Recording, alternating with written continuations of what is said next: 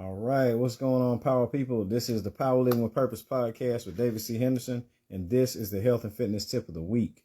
All right, this week's the topic of this week's tip is a healthy response to disappointing news, and the sponsor this week is American Health and Fitness Services. The slogan is "We bring the fitness center to you." It's in-home, virtual, and on-site services in the Central Alabama area, and on-site and virtual nationwide or worldwide for that matter. Website is AmericanHealthFit.com. That's AmericanHealthFit.com. All right, so a healthy response to disappointment. Also, health tips are always published weekly in the Tuskegee News, and one of them every month is posted in the Macon County Partners newsletter as well. All right, and now I think that's the website is maconcares.org.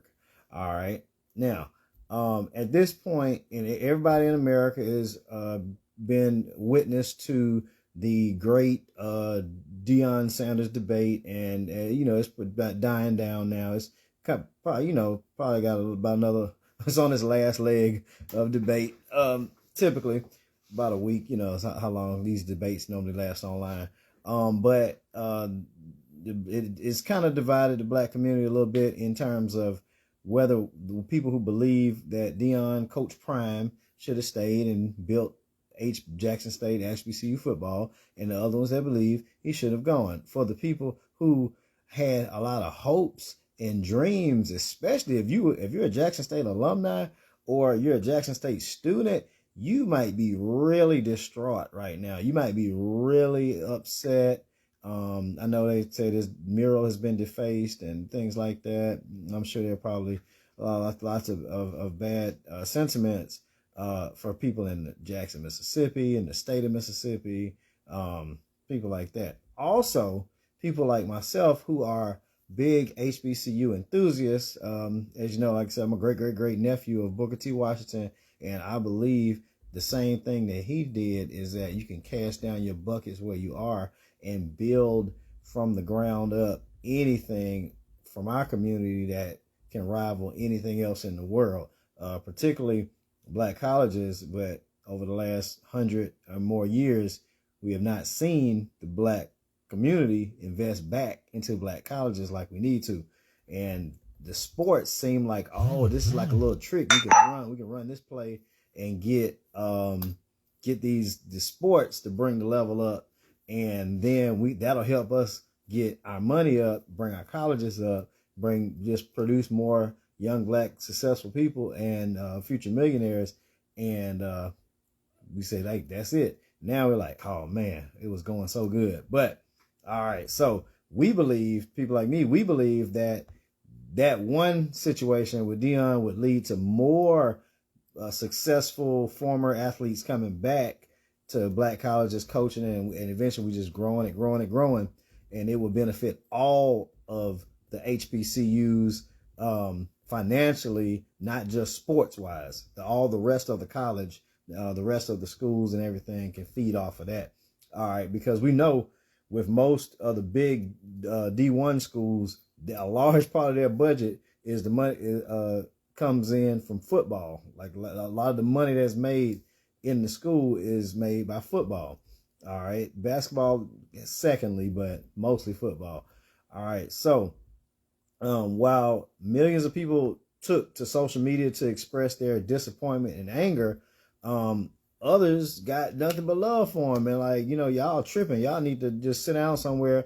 And they're publicly angry about the people who are angry, and so they're getting mad about the people who are mad, and they're willing to violently debate and call people names. You stupid. Y'all stupid for criticizing this man. Y'all idiots. Y'all this or that. Y'all or whatever, like this and that, while some people on this side saying y'all are sellouts and y'all are this or that, because this and so forth.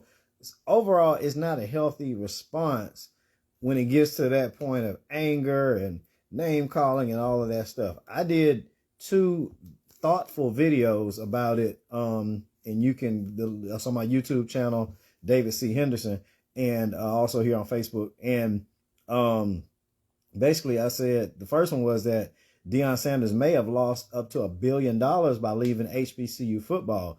And I wasn't like coming down on him personally, but I was just bringing about the fact that way more money is made off the field than is made from your coaching salary.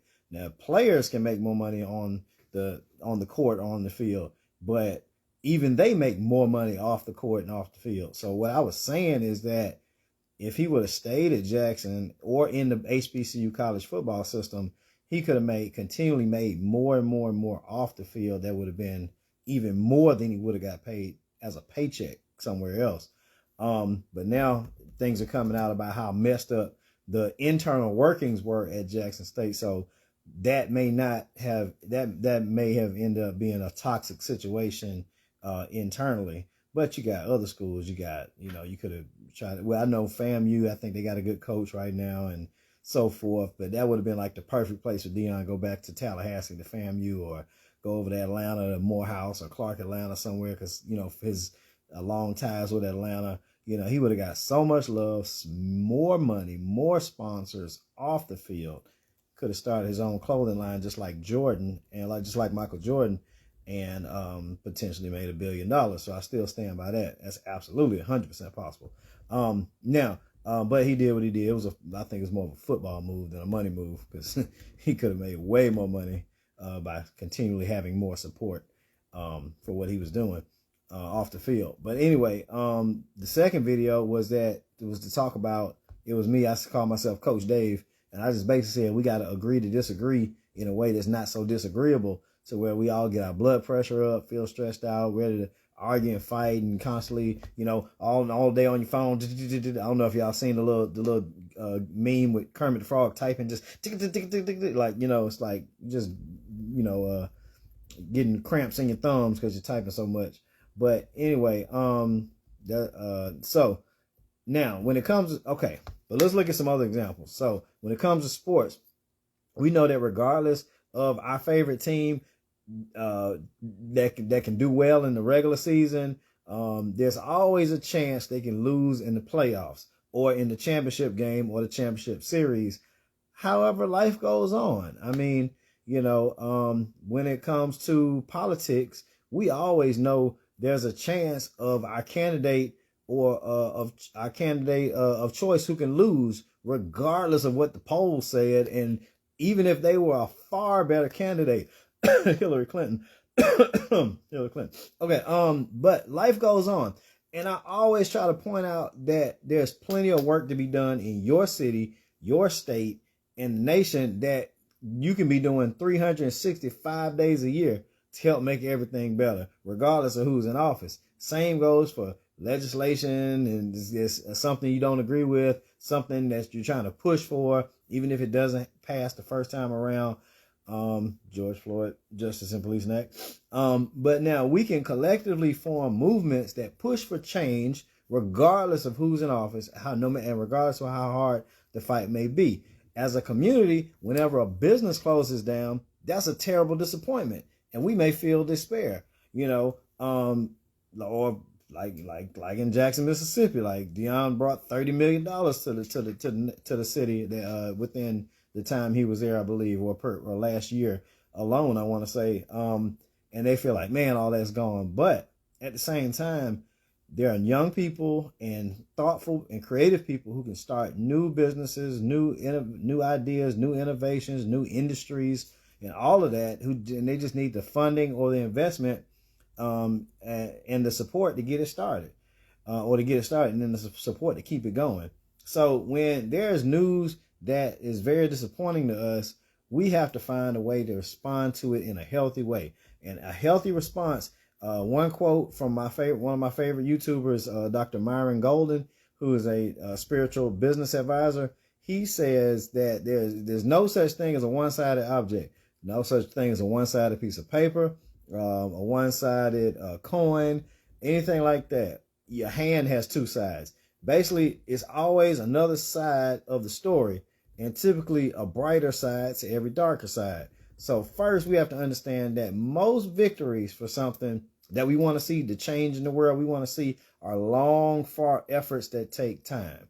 All right. Like with the Deion situation, we know that he could have stayed and could have kept building. But at the same time, the blueprint is laid. So if we want to see HBCUs get more and more financially successful, yeah, we can do it through athletics. But there's also at least a handful of extremely successful Black millionaires, if not billionaires, and some of them billionaires, from those cities around certain HBCUs, and some of them even went to HBCUs themselves. And there's no reason for their school to be crumbling, and they're a Black billionaire. So, Howard, did he? But anyway, so, yeah, a little coughing and sneezing today. All right. So in terms of, remember, nothing, the only way to be healthier 1 year after this time next year is to start this year. Everything takes time. You have to develop things over time. Nothing changes overnight except the position of the sun and the moon in the sky. All right. And so in terms of Deion and HBCUs, we can be hopeful. Even we don't have to be fighting each other over opinions. And with change in society overall, one setback is never the end of the world. Small incremental changes by large groups of people working together have always been the blueprint for every major successful movement in human history. Let's not ever think that anything is ever all based on one person or one situation. All right. And while it's perfectly fine to acknowledge your disappointment about something, soon afterwards, start focusing on the solution. Okay, what can we do now? That didn't work out. What can we do now to still accomplish the goal?